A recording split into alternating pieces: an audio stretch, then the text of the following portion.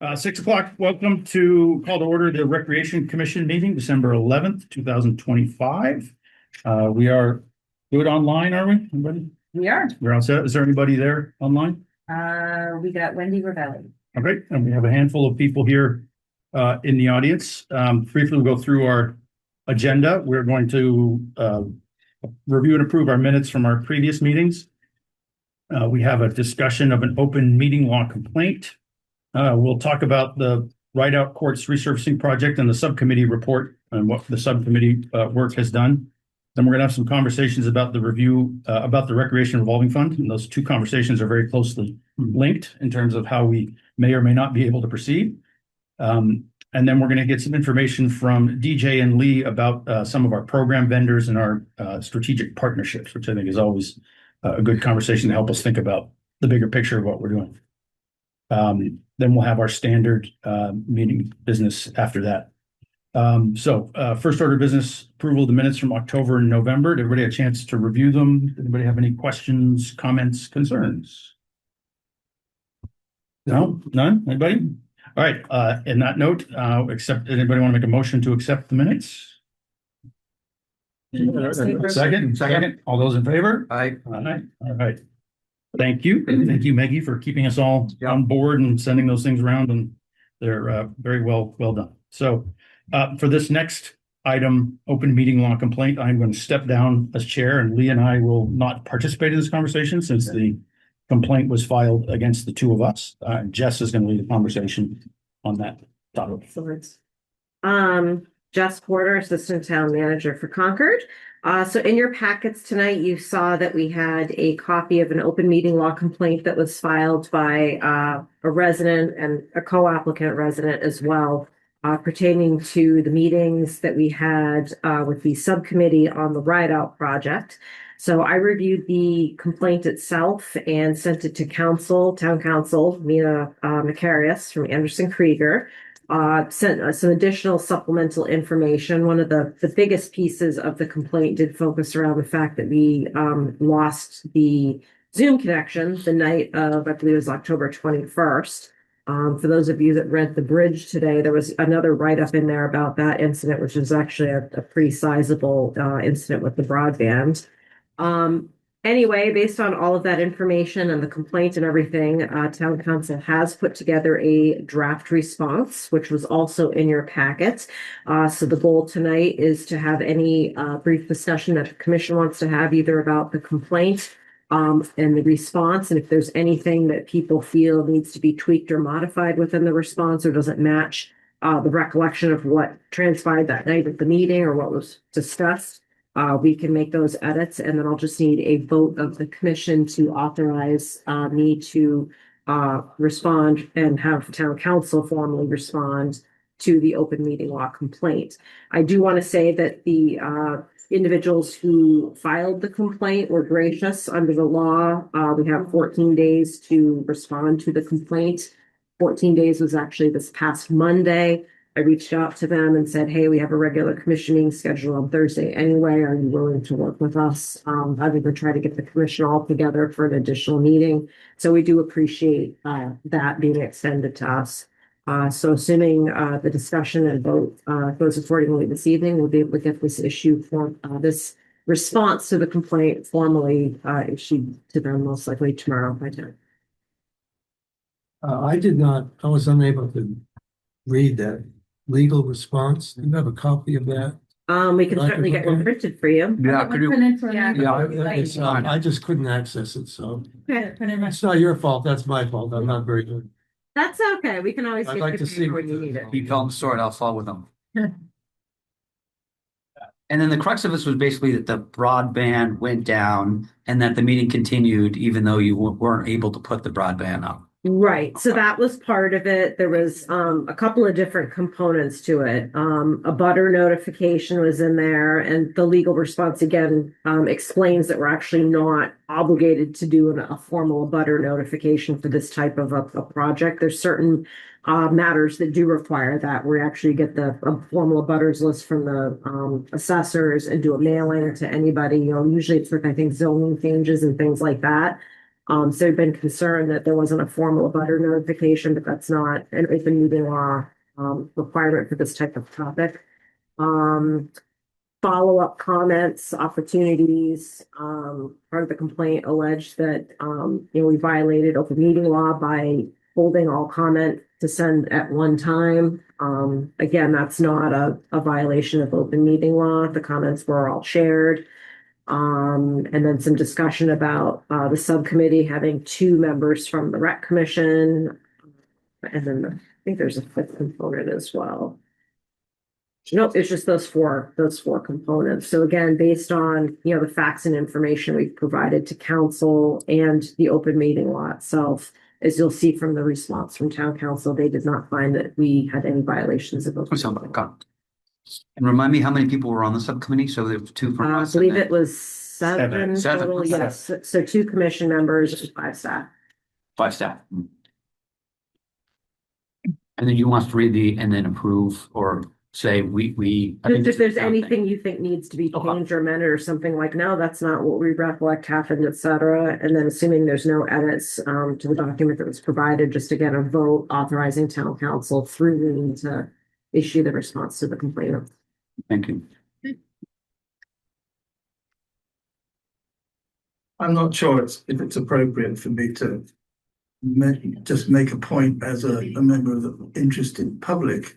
But It's up to the chair. I'm not the chair for this. Oh, so who's the chair for? the We were waiting. I just want to say that Who's the I vice thought chair? the whole meeting was run extremely well.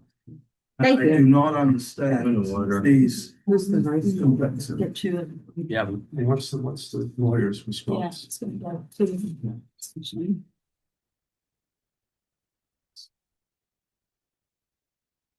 Yes. Is there just one? Yes, sir. Okay, I'm gonna pass these on to you then. You want to look previous to?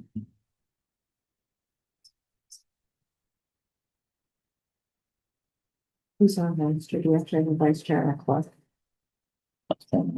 Oh, so. Matt, you can be vice chair. Oh, yes. I think we have everything over here. Over here.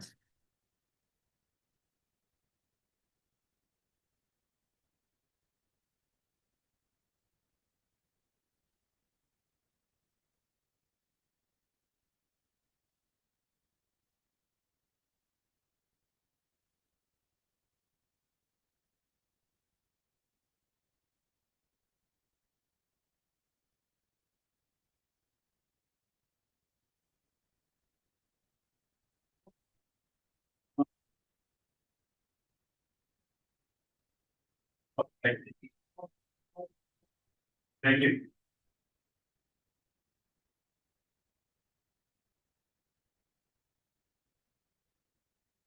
This is the last page, just a single page.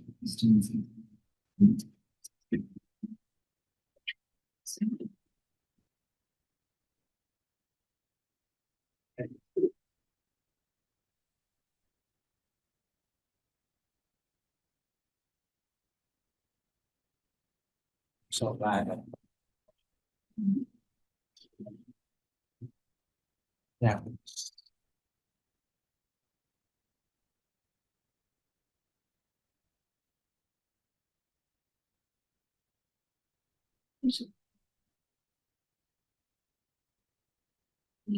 So some abutters were noticed, the closest abutters were noticed, but not the whole street. Is that what this saying? It's my understanding that everybody received notice that is up for dispute, but again, the notice was above and beyond anything we were even obligated to do. It was more just a courtesy. Again, the law doesn't require us to notify abutters for this nature of an item.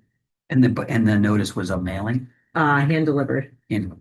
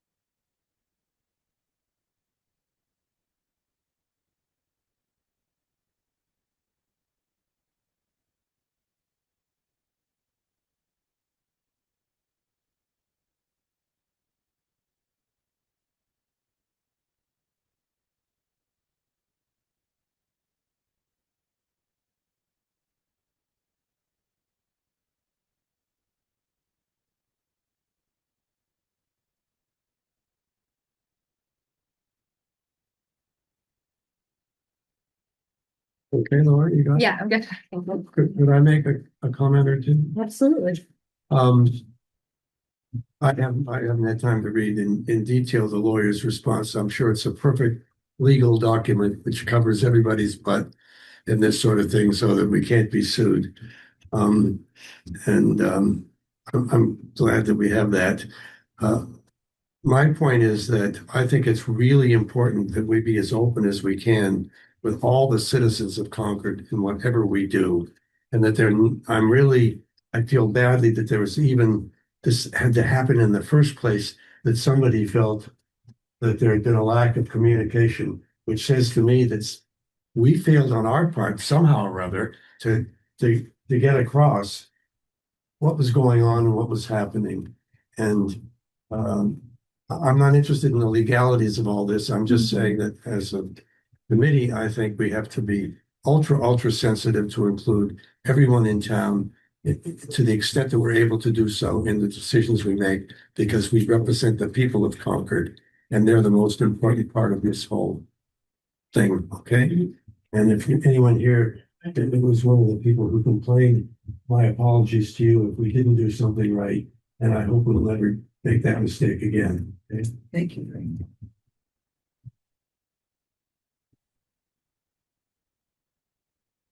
Any other comments, questions, feedback on the response? Anything anybody thinks needs to be edited or changed? Yeah. So, hopefully somebody wants to make a motion to authorize town council to file the response. Yes, I'll make the motion to file this response as written. Seconded. Okay. Yeah. Alright. Thank you.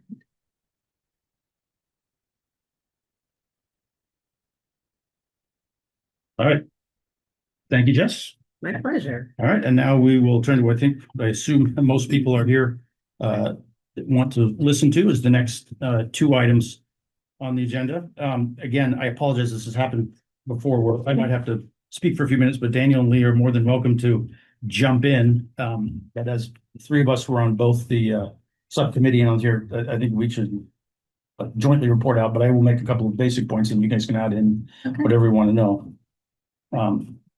Preface, what I thought would be helpful today is that we would talk about, review the subcommittee process and just let you know what we did, how we went through it, and the recommendation that we came to last week.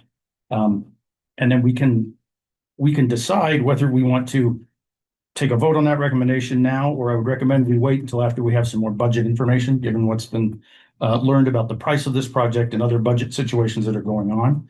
So the two conversations are tied to each other, and we may want to decide after that how we want to proceed in terms of whether we can take action tonight, whether we want to wait until we get more budget information, or how we want to deal with that. So I just wanted to review what we did. First of all, I want to thank all the people on subcommittee, Lee and her team, and Eric Shaw from Public Works, and all the folks who spent a lot of time doing this. They put a lot of thought and time into doing it, and it was greatly appreciated. We met 5 times starting back in January. And just to sort of run through how it all came about, we first looked at, with some help from consultants, we looked at all of the basketball and tennis and pickleball courts at both Rideout and Emerson, and looking at the condition of all of them, we determined that the Rideout courts were in the worst condition and needed to be addressed first. It was determined that the current surfaces had deteriorated to such a degree that repair and resurfacing was not something we could do. They need to be completely replaced. When you go to the complete replacement, that puts you, it presents an opportunity to consider whether you can do different things there, because you're actually digging it all up and putting it back down again, as opposed to just painting and fixing cracks. So there was an opportunity to think about whether we could do something different there. So the subcommittee got together, we discussed a whole range of ideas, a whole bunch of things about the whole complex, basketball courts, tennis and pickleball courts, whole range of things that people came up with that we'd heard during the process of the strategic plan document, all kinds of things, right? A lot of conversations, and we came to the conclusion that what we should do is go out to public comment with a proposal that essentially said, keep the basketball courts as they are and have a couple of options for the tennis and pickleball courts. three options, keep them as they are, which is 3 tennis courts with 6 temporary, I guess is the term of art, pickleball courts painted over that to require temporary nets to come in and out. Whether you could convert the entire complex to 8 full-time pickleball courts, or whether there was an intermediate project where you keep 1 tennis courts and put in 6 pickleball courts, right? So we had 3 options that we thought we worth going out for public comment, see what people thought about those options.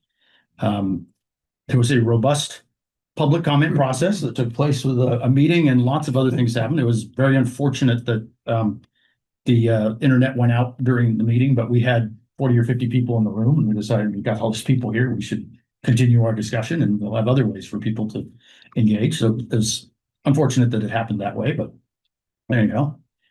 Lots of comment received via email. We had a previous discussion here at the commission about one particular issue that was raised by some abutters about the strategic plan. We sort of thought that was an important question to comment on up front before we continued our deliberations as a subcommittee. And the subcommittee met last Monday, had a good conversation about what we all had learned from the public comment, what we heard on the various meetings. We can talk a little bit about that and others can share their comment, but the end result of that meeting was with 1 absent, a 4-2 vote to go with resurfacing the courts as is. A lot of good conversation about the comments that were received, and a lot of good conversations about things that we learned, didn't know, things that we expected, didn't expect, etc. But I think in the end, the vote says what it is. 4 people said we should go with the courts as they are. 2 people thought it would be useful to do the 6 and 1 combination, and nobody thought it was a good idea to do all 8 pickleball courts. There is. So what, was it 5-1? I think it was 5 5 to 1. Can we refer to? I went back. I think it Oh, was you 5 to did, 1. 5-1. Okay, sorry. Yeah, I thought it was 4-2 initially. I was just And then 5 to processing the 1. same. It was Yeah. 4-2, and then it was changed on the I think final. in the. Yeah, DJ was going to be your second person that you just described, 2 and 4, but he moved in consensus to the majority. Got So it. it was actually 5-1. Okay. You're right. It was part of the process. It was 4-2. Eric Shaw was absent from Public Works. He wasn't there last one. And I'm sorry, so the vote was, and I didn't mean, this is great, is to keep all the tennis courts. Keep it as it is. Keep Okay, us in sorry. the tennis courts Yeah. and pickleball lines. Okay, So the recommendation from the subcommittee would be that redo the entire thing and then reconfigure it the way it is now. Don't change the configuration. Don't change what kind of nets you have, what kind of paint you have. So there was a sort of an open issue that came up at the end that had not been a focus of a lot of conversation in the earlier parts of the conversation, but became a little more of a focus at the end. And that was the issue of whether when you're doing construction, you should install conduit underneath so that you have the ability to put power, water, any other future thing that we don't know about that may come up in the future, as to whether it makes sense to put that down now so that you don't have to dig this up in case you want to do something else in the future. My observation is that part of the reason that it didn't have a whole lot of discussion is because none of us ever actually thought about proposing any kind of lighting or water or anything like that. It really was, for better or worse, a recommendation that came out from sort of Public Works and the consultant, like, when you're doing this work, you ought to think about doing this kind of stuff because it might save you a lot of money in the future. You don't know what might happen. You don't know what you might need. It's always useful to have conduit in there so you don't have to break up the courts in a later date. I do have one thing to add on that, if this is a good time. Sure. So on that, I got some additional information from Mr. Shaw. And interestingly enough, when we did the Emerson improvements in 2022, similarly, that called for conduits to be installed for anything potential down the road, such as what was described earlier, bathrooms, water fountains, etc. So at that time, they did install those conduits here at Emerson as well. So this is something that typically happens when we have these type of projects. Now, that said, if there is a significant concern about lighting being installed ever at any point, certainly the commission could take a position that, yes, let's support the conduits for all the other reasons we might need them. You can, because we did it at Emerson, but, with some language or guarantee that it wouldn't be, for lighting unless there was some other discussion or process from there. But Public Works does feel strongly that it makes sense to put those conduits in for the unknown. We don't know what might exist 10 years from now that will require electricity. And obviously the courts are a significant investment of money to then have to potentially rip them up to make way for something else that we don't even know we need yet. So Yeah, I think that's my take on it. There's certainly never any discussion that we had about putting in lighting. It's unfortunate that Exactly. it appeared on the presentations or some, just as a sort of side note from the right. consultant, that none of us even sort of twigged on it as being an issue. It was unfortunate. I just felt it was important for this group and the public to know that this did come up with the Emerson. 'Cause I know there's been some chatter about, well, how can we do things at Ride Up but not Emerson, or how come Emerson doesn't get this but Ride Up gets this? So that would be consistent with what's been done here. And so, sorry, this would be for theoretically installing bathrooms and or Water large fountains. lighting. It's just a conduit so that you can put wires, water pipe, Power. any Yeah. water and power Security, for whatever purpose. powerboard, scoreboard, I don't know, whatever happens. And it would be under both, I assume we would do it under the basketball courts as well, right? You don't know where you would have any. Exactly. Yeah, Anything but that's being dug up, that's the time. Yeah, To do it. that's the time to do it. You know, who knows? Maybe there will be robot, electric controlled tennis nets someday. Like, we don't know, right? But if that ever becomes a thing in 10 years, we want to be able Wouldn't to. that be cool? They could just go up and down. Yeah. Like, Or like, you know, that's gonna just change somehow. hologram nets. Who knows? Who knows what the future will be. How did this come up? The consultant brought it up at the subcommittee meeting? No, it was on the consultant's presentation. Oh, And it was only included in the budget section, because it was sort of like an add-on to the budget of oh, $25,000 or something. so it's included in the numbers that Mhm. they've It shown was, us. that's where it came up. No, I see. there had never been any conversation about putting it in. I think it's just consultant doing best practice. When Right. people do this kind of work, they usually do this. So I you should think about it. Yeah, it's But an so there's no an increase in option. cost. Is that what it's No. like? There's. It's an option, so we can go ahead with it or not. But it Okay. was like, we didn't request it, but the consultant said. But it could be a good idea to add that. How much more would it cost? 27,000? I was gonna ask DJ. DJ is really good at that. 27. For the basketball court and the tennis court? Everything. Okay. Yeah. Anyway, I don't think we need to, I have no problem with us when we finally decide on what we're doing, taking our vote in whatever appropriate language to say we're not considering it. That would be a significant change that I don't think any of us would propose. So we can do whatever we need to do to sort of recommend that. I mean, ultimately, all we're doing is making recommendations, so Right. we can recommend that we don't consider that and let it be as it is there. So that's where we got to, right? After a lot of robust conversation. I have a couple of comments about what I sort of heard and learned in public comment, but I don't know if Lee or Daniel want to add anything to that conversation, anything we missed, or Jess and Maggie, you guys were there as well, even though you weren't members of anything that's relevant or to be Yeah, added. anything we missed. The only thing that I would put a pin in for conversation later is exactly what you were just talking about, budget. In terms of what we requested or what we saw initially and then how the price went up. And then whether the conduit was included in the request, the CPC was funded for post-tension. That means it's a 30-year project. Again, changes may be made over the course of 30 years, so the conduit might be important. And was it included, in our original modeling of how we were going to pay for it? So I just wanted to put a pin in that for future discussion, whenever you do decide to have that discussion.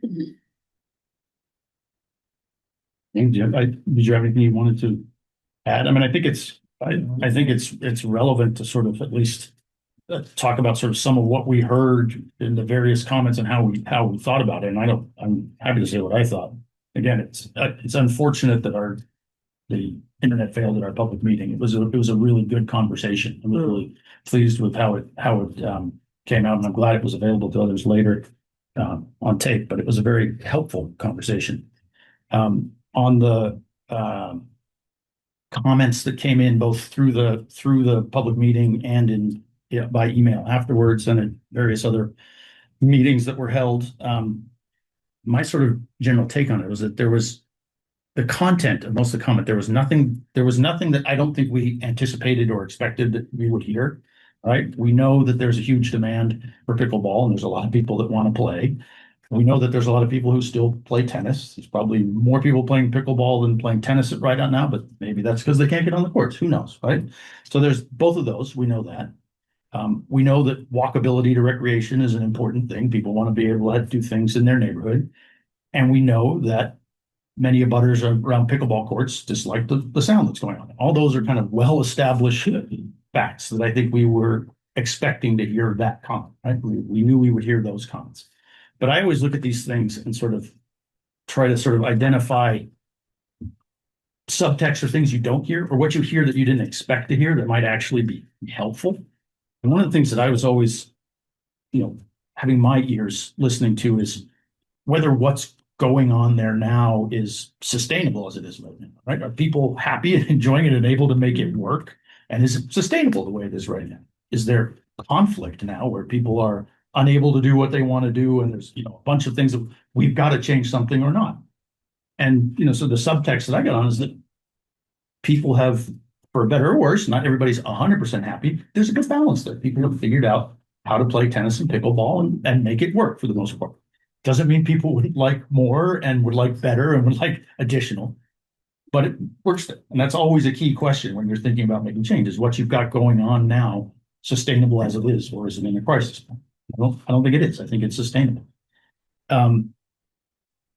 Sort of parallel to that, I think it became pretty clear to all of us that we would benefit from a more robust kind of reservation system. Right? People would figure out how can we reserve it and see who's doing what's going on. So I think on our many list of things that we ask the In Here team to do, that's going to be something we ought to consider and figure it out. And again, lots of other towns have figured out how to do this. There's lots of ways to do it, and we can have a discussion about how you implement it.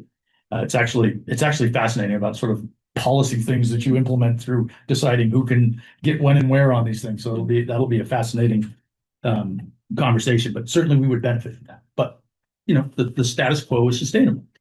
We're thinking about the bigger picture for the towns, or from what we hear about this. Pretty clear. It would be great for us to find more places for pickleball, right? That there's a huge demand for it. It'd be pretty clear. It'd be nice to find additional places. Our budget discussion and the budget of the town, thinking about where there are opportunities to build facilities like that. It's a pretty cloudy future, I think, unfortunately. Brings in the question whether we ought to consider a similar thing in Emerson when we get rounded there. And I think we certainly have to ask the question. We should be asking whether we should be putting pickleball courts that are walkable for other parts of the community there. How will that conversation go? So I think it's incumbent upon us to have that same conversation there when we get around there, if and the budget allows us to do so, is other things. It's, again, I always come back to any conversation we have with these things that we are blessed with an amazing amount of recreational resources in this town. And we should be very happy that we have, the access to the things that we do. My take on it overall is that a lot of people are having fun the way it is now at Rideout. It's incumbent on us to figure out how we can do more for pickleball, because I think there's a huge demand for it. But I think sort of doing more of it there now is probably not the place to do it. There will be other opportunities. I don't have a crystal ball to say when or where those are, but that's my takeaway from it. I do think there's one other subtext, which I was fascinated, was that apart from one side comment, nobody actually, maybe I should read them again, but I only saw one side comment where anybody actually said, how the hell did you let these things get so bad in the first place? Right. How does this town, the resources we there's have, at least one. there was one person There was who at least commented on it. Nobody else was saying, how the hell did we get in this situation, right? Yeah. You have to repair tennis courts and basketball courts. They run out. It's not a hard thing to think in 5 years, into whatever, we're going to have to do that. How the hell do we get ourselves in a situation where we have to scramble around to find money to, go to the CPC committee, dip into the revolving fund, do all these things to do a replacement 10 years after it should have been done previously? As Pete said before, we're doing something wrong, right? If that's the situation we got ourselves in as a town, we're doing something wrong. We shouldn't be in that situation. And that's really unfortunate. The lessons learned as well about some of the other things. My take on it is, I think we had a very robust public comment process. I think my lesson learned from it, I think we could have done a better job at just telling people exactly how, where, and when to provide comments, rather than leaving a little open and setting a date, saying this is the date with comments. People have to get them in by this time, because the committee's got to have a body of things to work on and move forward. We can't just leave these processes open-ended. we should have been a little clearer about that. Upfront.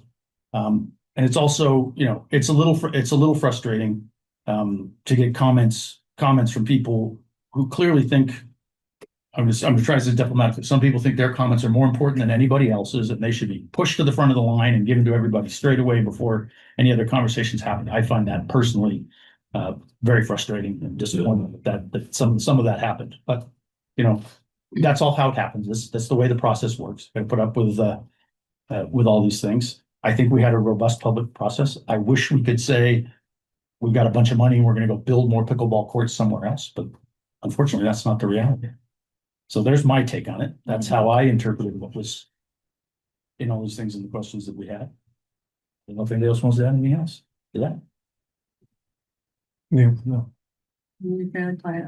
I'll just say, I think that I already spoke about a little bit about the process, but I'll just say a few words. I was really impressed with the community and how they responded in the public comment meeting we had on October 21st. It was I was pleasantly surprised at how agreeable but yet vocal the people were in the audience. It was fabulous. I also was really happy to see I got 100 emails for public comment, or 100 public comments. That's impressive. That shows a community that really cares. And so I'm happy to be here and part of that. And sure, the discussion is sometimes whatever, disruptive or difficult, but that's why we're here. Is to kind of hear from the community and then decide what's the best thing we can do. What can we do? What's our best? And I think we really tried to do that. And so I'm really quite proud of us, actually. I mean, how we worked together. Anything else? Any commissioners have You any make a good questions or anything? I they wanna just ask want us? to hear if they have questions. You didn't have the pleasure of sitting through all those meetings? None. No. Okay. So as I said, my recommendation is that we also have a conversation about the budget before we decide what we're actually going to do with any of these things. And again, unfortunate that that's the situation we're in, but it's sort of having to have that budget conversation. There's both a sort of an immediate context in that after we put in our budget proposals, when we looked at the project, the price has gone up significantly for various reasons. So we're going to have to find some more money to begin with. But it also begs the question about the larger question about appropriate uses of the revolving fund and what that needs to be used for, and whether we should be spending it on this and how much is available to us, which has always been a bit of a vague concept. And I think while we've been talking for a long time about trying to get some more clarity on it, this kind of forces the issue on us, because we have to make a recommendation about potentially spending a big chunk of it on something that's not normally what the revolving fund is used for under a certain set of assumptions, but those assumptions are very gray and challenging. So the first sort of piece of the puzzle, and DJ can correct me if my numbers are off, but when we first talked to consultants back in January, we sort of, the rough estimate of what this would cost came in at about $1,133,000. And that was what we thought it was going to cost to redo all the courts. Not including, I believe, my recollection, you can correct me if I'm wrong, the conduit was not included in that, but I think we never included that in there. So that was not part of it. When we met, fast forward 6 months later, the costs of doing the option that we really wanted to do, which is the post-tension concrete that lasts 30 years, had gone up anywhere from sort of $130,000 to $150,000. Now, I'm no expert in this. My understanding, some of it has to do with tariffs on Canadian steel, a bunch of other reasons, but the consultants who are in the field doing this work all the time said, your cost has gone way up to do that. When we originally looked at this project, we put in our budget and sort of talked about how we pay for it, and came up with the $1,133,000 from a couple of different sources. There is some money in ARPA, the ARPA funds the town has. I'm no expert in that, but there was $130,000 of that, which I think has to be spent next calendar year. It has to be spent. It has to be spent. December 31st. It has to be spent by December 31st next year, which was part of the reason we went jumped in. We've got to figure out something to do. there's $108,000 of town meeting funds. Again, I'm no expert in the budget, so I don't know what these things mean. We had identified $397,000 from the recreation revolving fund. And we put in a request to the CPC for $497,000. I don't want to steal Matt's thunder. I think he reported back to us that I think what he was telling me is they voted to We got the approve that. money. So they approved that. So we have the $1,133,000 under the set of assumptions about the revolving fund that we were operating under when we had these conversations. Somehow, another 130,000, if I get it right, to do option one with the post-tension concrete, plus potentially another 25, 27, if we choose to do the conduits, puts us at another $160,000 hole in the budget, with three of those four sources they're not functional. Like we can't go back to CPC for more money. There's no more ARPA money, and I don't think have an opportunity to do any town meeting money. So the only place to get, my understanding of the town budget, that would be not the right, you're about 30 seconds. I just stole your thunder on CPC. Oh, no, please go ahead. So It's like literally the 2 seconds you left. So we're in a situation where, at a bare minimum, $130,000 hole to do this the right way that we want to do it, potentially more. And if we really were thinking about the biggest picture and the right thing, we made a decision that we were only going to do only the tennis and basketball courts as concrete. In the ideal world, we'd also be doing the basketball courts as concrete, which would mean another whatever. Post-tension. Post-tension concrete, another $250,000, whatever. So we're under budget from what we had anticipated to do this. It puts it in a larger context. When we looked at the revolving fund and came up and thought that we could have $397,000, that was based on a certain set of assumptions, and they've been very vague. Don't know exactly what the revolving fund can support in terms of capital maintenance funding, right? Anybody else can jump in here. The point of the revolving fund is to fund our programs and our staff and keep doing that. And one comes in and comes out to run the programs that we need. We've been told for a couple of years that there's an excess in there. The funds have accumulated in there above and beyond what's needed to do our programs. But no one's been able to define exactly what that amount is, when it's available, because the funds come in and out over the course of the year, how much it is. And we've also received a sort of vague directive to spend it down on capital maintenance projects, because there's not a lot of other funding to do some critical things that need to be done. So good faith, we went out and identified a handful of capital maintenance projects that we thought were critical for core recreation purposes, which are the basketball courts, the tennis courts, the pickleball court, the swimming pool here at Emerson, and some improvements to this building. That is the kind of the corpus of key recreational activities that the department runs its programs in, and that fund, programs that, right? So we don't know what that number is. So we kind of went in on some good faith estimates that Lee had done on sort of best effort to do it. Lee wasn't here when that excess was created, right? So she's doing her best to look at budgets to run them on a balanced way that's going in.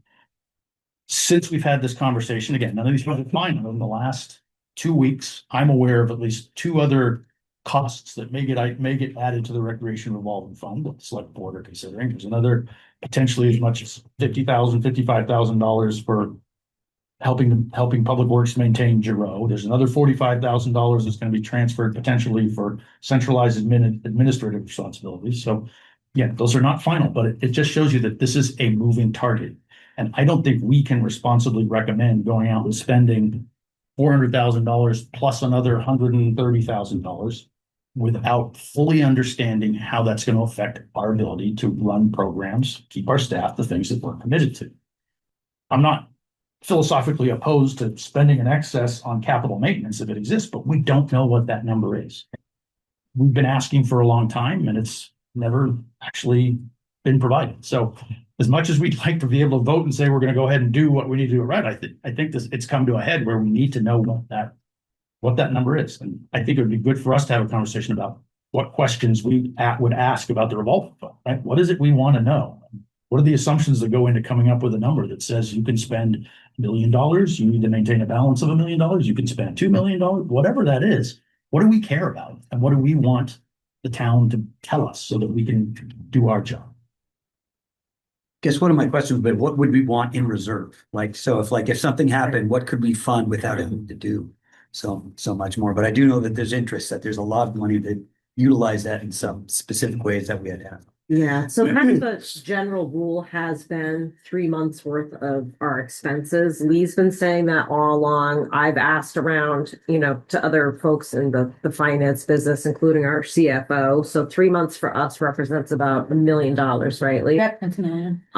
So we've got to do some research. I did pose this question when Phil reached out to me last week. Obviously we had a couple of different budget meetings. There was a capital presentation on, I think that was this week on Monday. And then there's a fairly long and lengthy select board budget meeting on Tuesday this week, which brought up a whole host of other questions. I don't know if any of you tuned into that budget meeting or watched the recording yet, but there was a lot of discussion about indirect chargebacks from revolving and enterprise funds.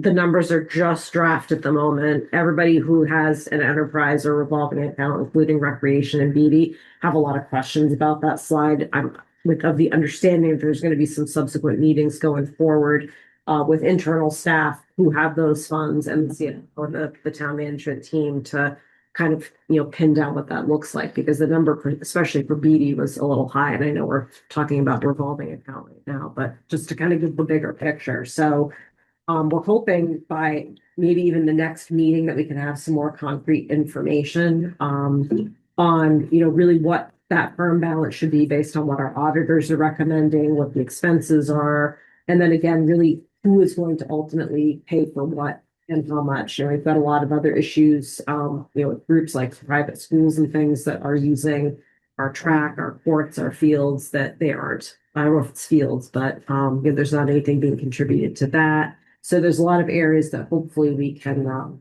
capture some funds as well, because these are big numbers.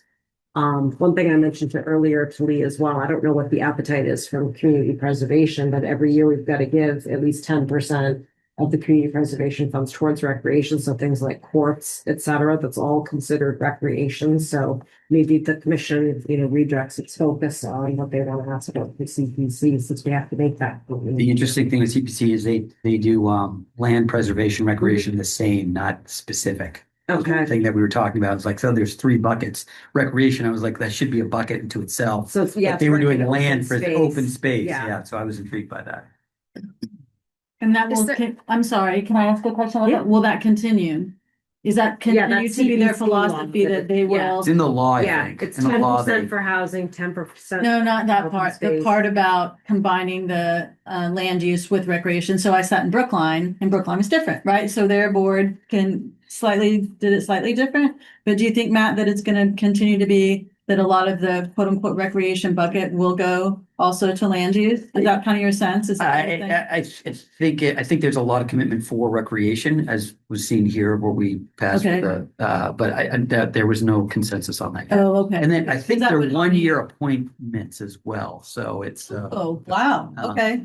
Yeah, That's there's always, different people at Yeah. whatever time are going to have different. Right, so they can have, they aspects, could but there's use that. always a representative from the. From the rec. Well, yeah. and there was commitment overall, but I was Right. specific about that language, and it is that double bucket. Is there expiration on when we have to use the town meeting funds and the CPC funds? CPC, I don't know, Matt. Yeah, if you don't, they give you like a year to utilize it. And then at a certain point, then it comes back. But it is pretty flexible. You can apply for an extension. Yes. I can answer the other two, I think. I was just gonna say, can I clarify the numbers when afterwards?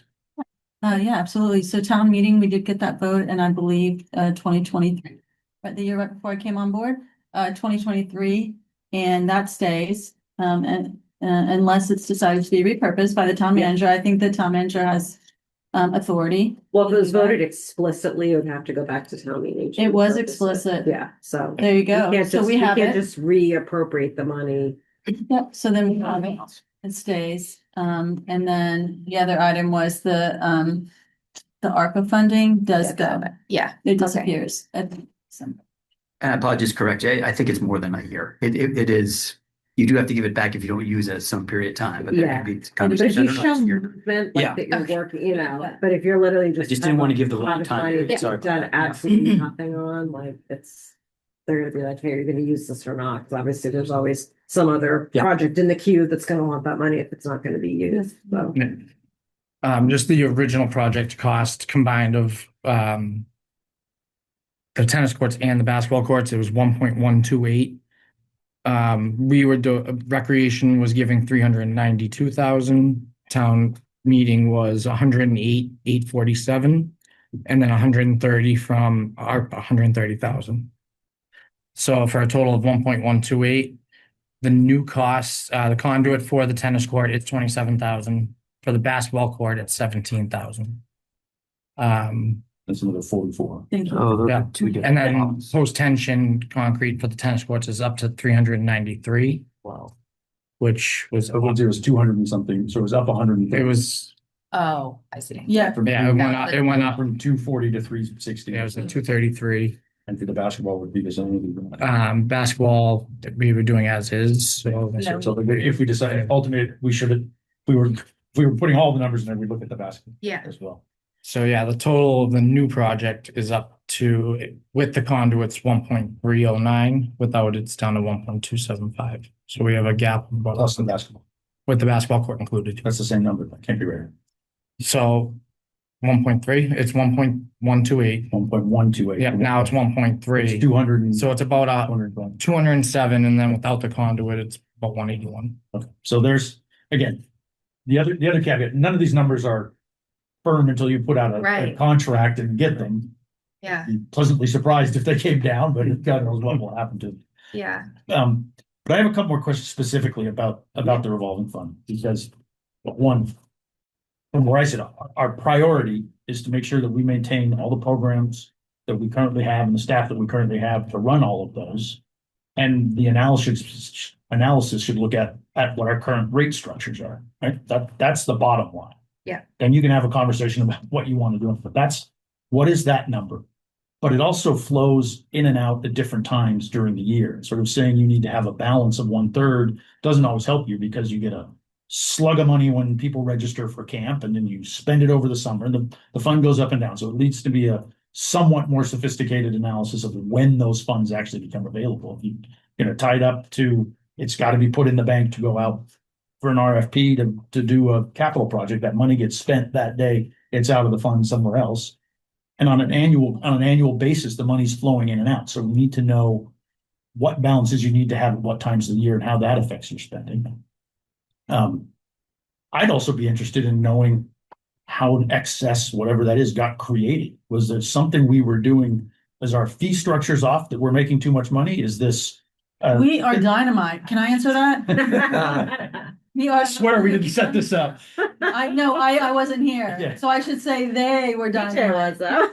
Yeah, I wasn't here, they were dynamite. No, really, I'll let DJ speak to it a little bit, but I did want to say that my first impression when starting here with the 2.1 in retained, 2.1 million in retained is these folks at Recreation have done a good job. They've done a fine job, and they have secured their safety for the coming year and a half, 2 years. That I thought, like, it was a very good impression. So I just want to say that these folks earned it, and it is hard sweat money. And that's why I really appreciate you relooking at this, because we don't have money to throw away and not care about. We have worked very, very, very hard for this money, especially these folks here. And so I'm grateful for them that we have it, because it gives us a chance to contribute to projects that we care about and continue supporting the town. But I do think it goes on the backs of all the staff. And so I just want to recognize that. But DJ, I think you know how we came about with it.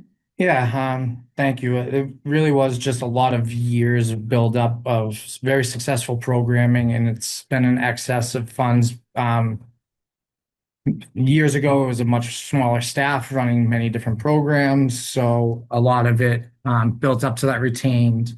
Went through COVID, we were able to maintain all of our staff through that and keep the reserve funds because of the creativity of the staff that was here.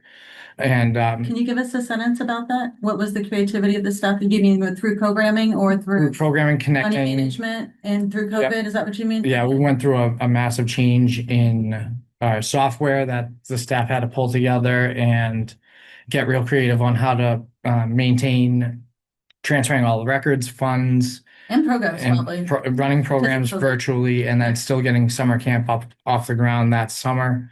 So a lot of good work, a lot of hard work over the years of just building very successful programs through staff that were very dedicated.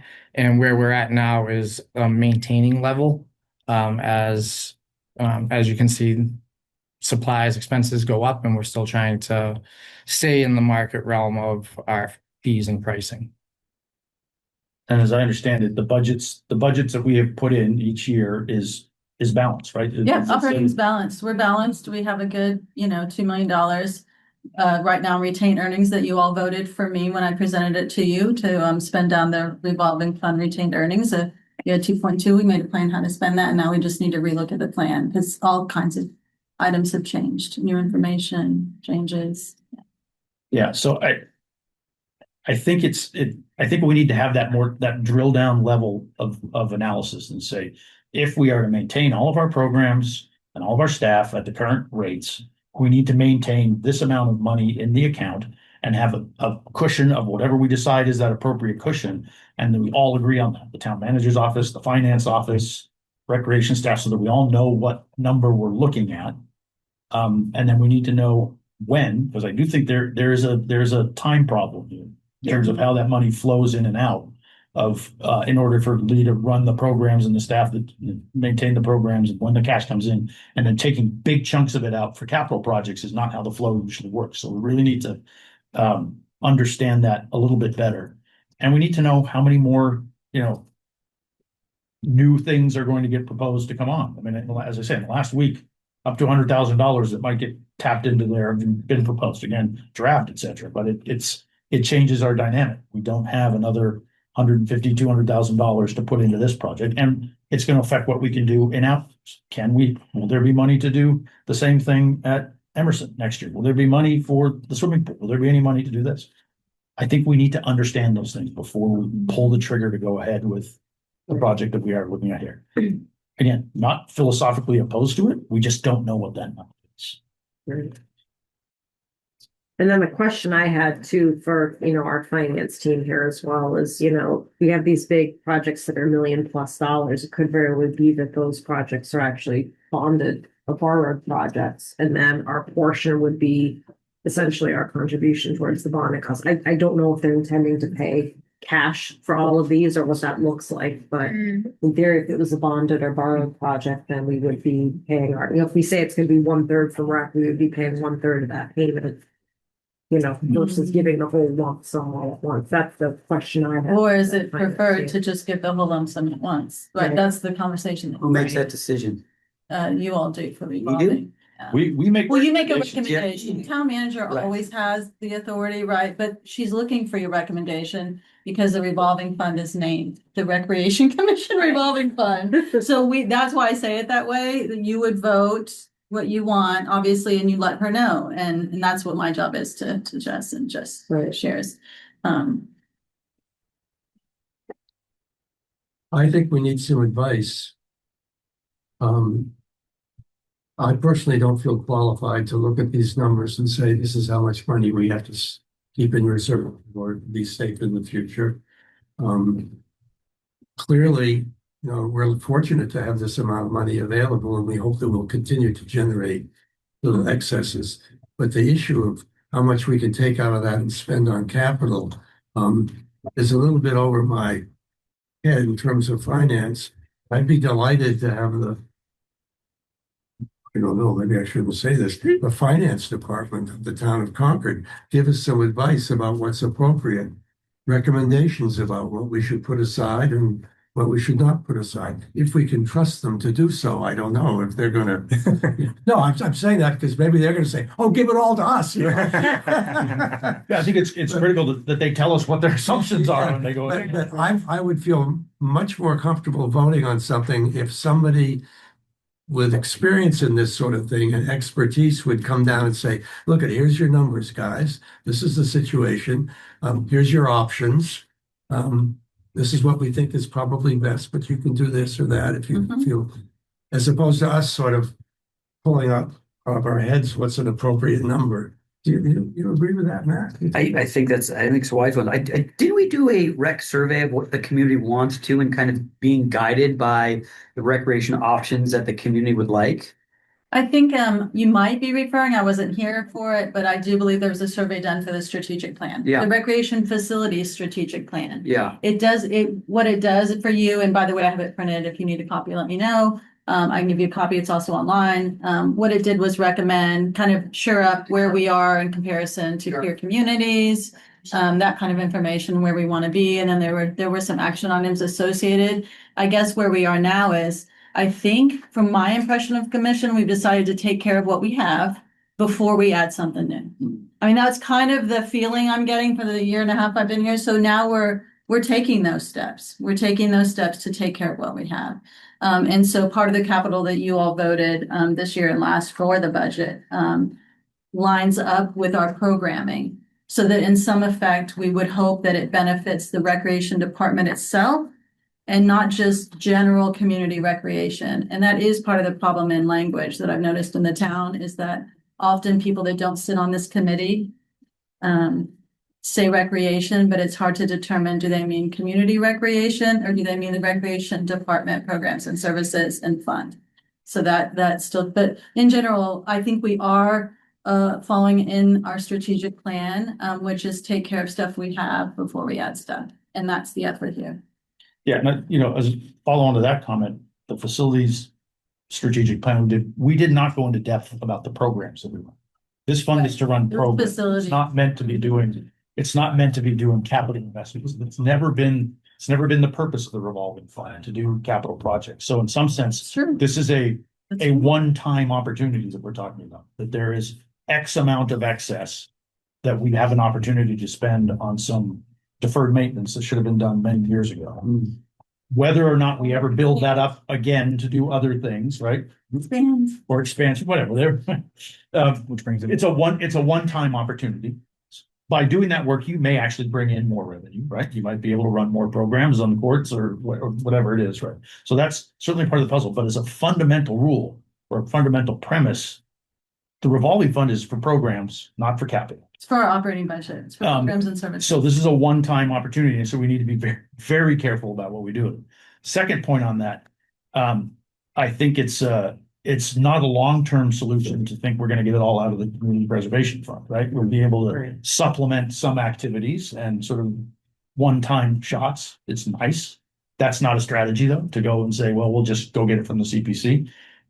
When you build recreation facilities, they cost a lot of money, and your town's got to come up with some money to maintain them. And you can't do it on the backs of the people who do the programs. It doesn't work. It's not sustainable. So it's a one-time opportunity here. We need to go with it wide open. I think that's a broader message when we talk about recreation. This isn't, spend it down, this vague direction we've got to spend it down. It's a Band-Aid. It doesn't solve the bigger problem we've got, but we don't maintain our recreational facilities as we ought to, right? It's the same situation you end up. Yeah, I don't follow these things too closely, but at town meeting last year, all this discussion about the highway fund, right? And we need to, because we haven't done it. It's the same thing, probably on a smaller scale than roads, but these are major capital resources of the town, and we should be able to plan for maintaining them and keeping them up better than we do. Yeah.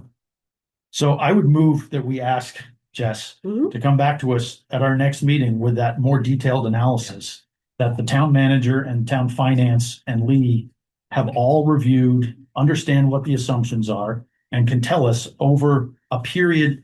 The specific number I'd be interested in is over the course of, let's say, the next 3 years, how much excess funds are there and when does it become available to spend?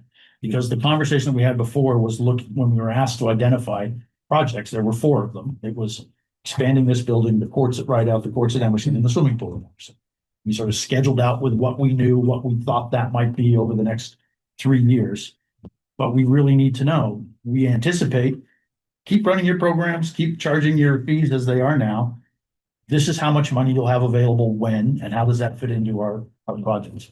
We need that number, and we need a consensus of the town manager, town finance, and Lee on what that Exactly. is. Yeah, and then we can make a decision about what we want to go with that. Yep. Okay. Okay, got my notes. Awesome. Thank you. Anybody else got any questions or comments on that? I have a couple comments. One is, I'm astounded at the estimate of what it would cost to rebuild tennis courts and basketball court. Ooh, You can build a brand new tennis court today for $50,000 in your backyard. These numbers are absolutely extraordinary. I'd just like some reassurance that these quotes that we're getting are really competitive. I'm not saying they're not, but the numbers are so big to me. It's all public purchasing under chapter 30B. There's things like prevailing wage that come into play. It's not the same as contracting to build a tennis court at your home as it is when government I'm money's aware of that, but the numbers are so huge. When I looked at them, I thought, goodness gracious, have we really gone as deeply into this as we can to do it the most economical way? That's all I'm saying. I have a feeling that if I were a contractor, once again, I'm talking out of turn here, forgive me. If I were a contractor and the town of Concord came to me, I'd say, the town of Concord, we can get a lot of money for this project. Yeah. I don't want to be ripped off, that's all. So that brings up another point that we need to think about, and it's tied into the revolving fund. When it comes to those kind of questions, we rely a lot on our partners at Public Works to do Yes. bidding, contracting for construction projects like that. We couldn't do half the things we do without the help of Public Works, right? And this is one of the things that they're helpful for us. We have had in conversations about the revolving fund in the last year, we have come to an agreement with them to transfer some funds over to help support the work they do for us. Probably a lot less than the value of the work we actually get out of them. We Because actually did add it up, 99,000, right? $100,000, Yeah, last for the year. year, we added it. $100,000 to support maintenance, basically, right? For created a model for what they do to maintain fields and courts that we use for activities, that kind of stuff.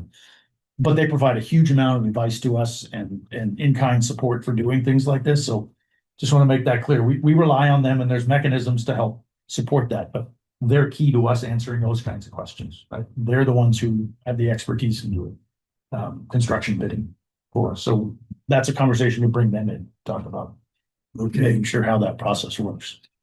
The other comment I wanted to make, which is totally off the wall and irrelevant, is that we had the Beatty Center because a lot of people got together and decided this was a good thing to do for the town, and money was raised to build it.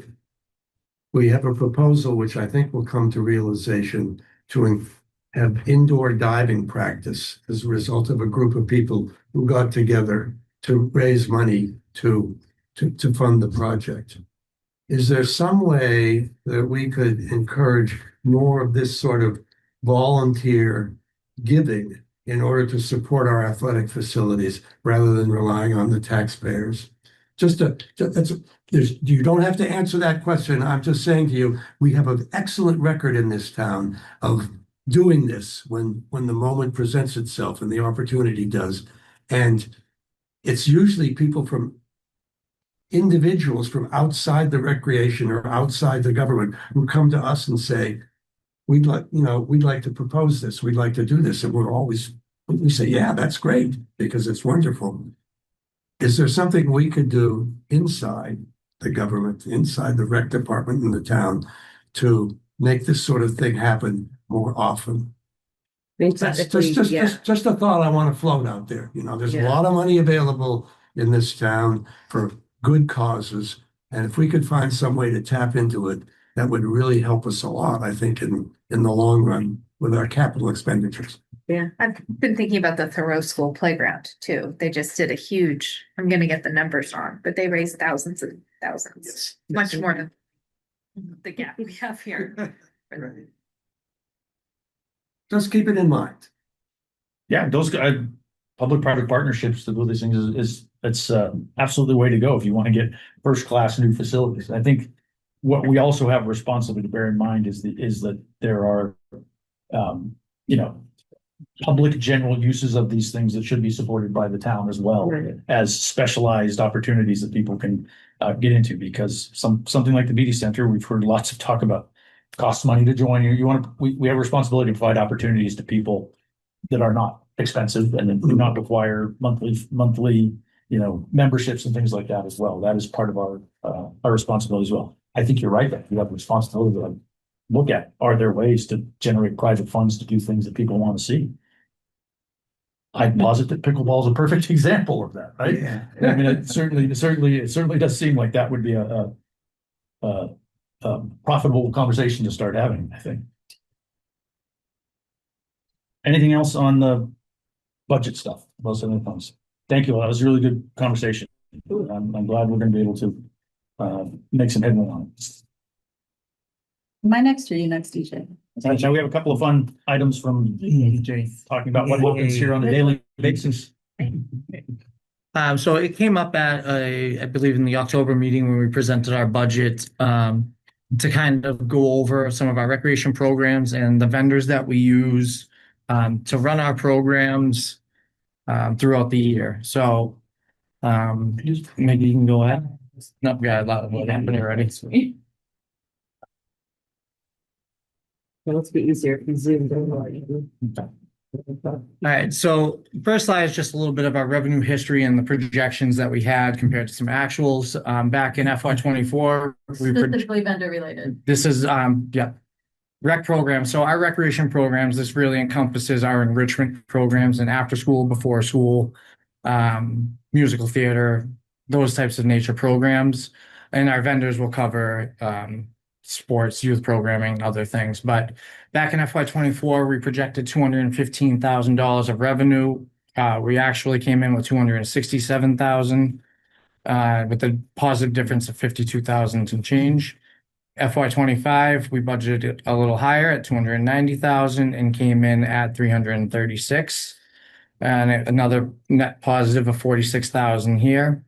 And then this current fiscal year, we budgeted 352,000 some change. We are currently at 293,000 as of yesterday when I pulled the numbers. And back in FY 24, we operated this budget line item of our rec programs and vendors at 132% cost recovery. And in FY 25, we were right around 140%. So we'll be looking at this really closely when we get to our cost recovery analysis and project in the next coming months.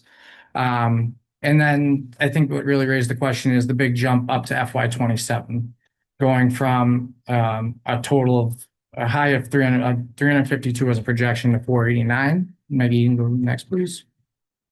So the biggest reasons for the massive jump is in how we construct our budget now with direction from the finance department.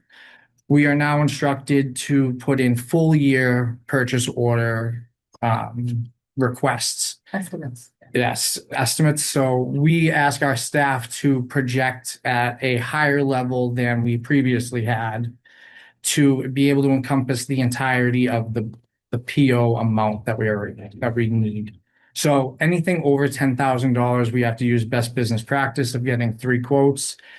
If we run a certain program, we're trying to project that we are going to run maybe 3 classes 4 different times throughout the year. And then we're trying to guess how many are going to register for the class and then what our revenue will be. So we have kind of instructed to go a little higher in that regard to make sure we cover the blanket POs going in. We are also running more programming than ever before in the schools for after school and before school with our enrichment programming. Musical theater is our biggest earner with a vendor program. We have a new RFP that we run every 3 years with them that is coming up next fall. And we're just forecasting price increases. Kids Test Kitchen is another major contributor. We are currently sole source with them. This current year, we put in for about $44,000 worth of revenue generating with them. Forecasting, again, looking to the future, Carousel does not currently run any February, April vacation programming, although we follow the Concord Public School schedule. So that is an area that we feel is of need and an opportunity.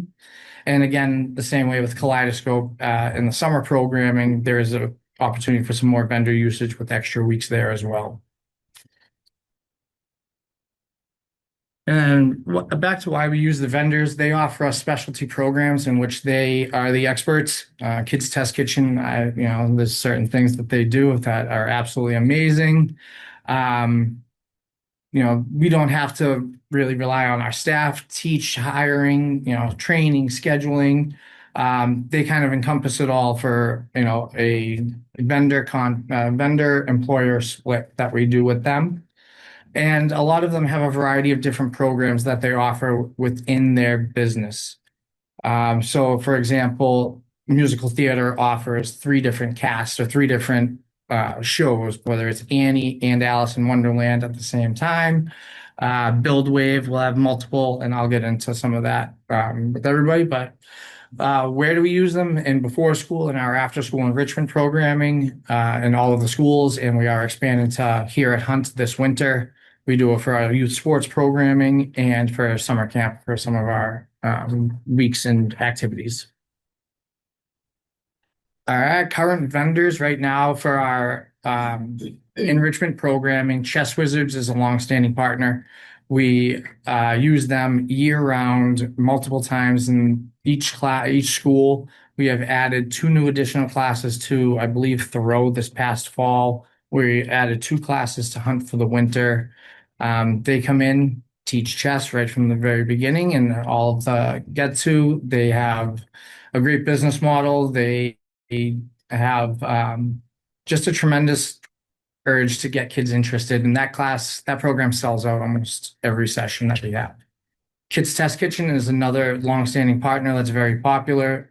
We have right now 4 classes running at the Willard School this session because of popularity, all sold out and still wait list. So we have added additional classes here at Hunt to utilize the space here as well.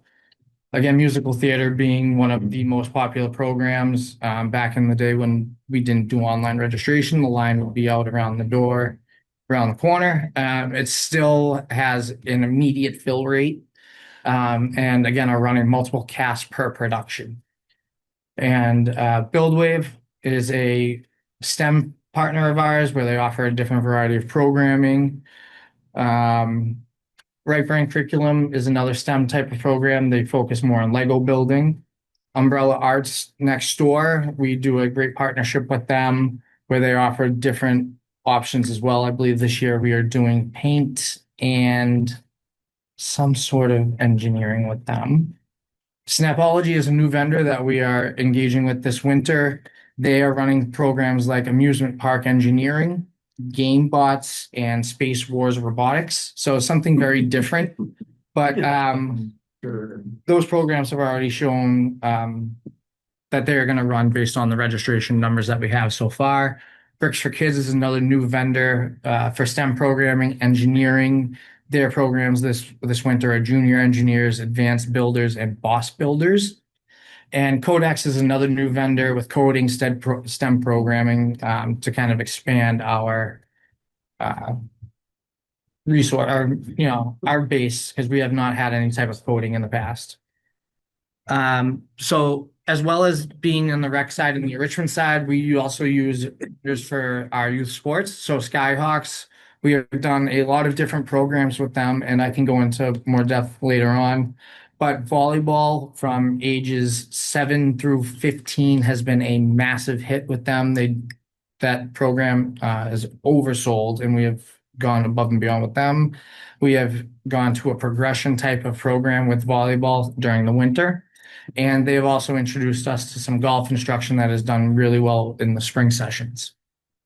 Fast Athletics is a newer type of vendor who run different types of programs from multi-sport for young ages to mini sports for preschoolers, teaching, gross motor skills, kicking, running, throwing.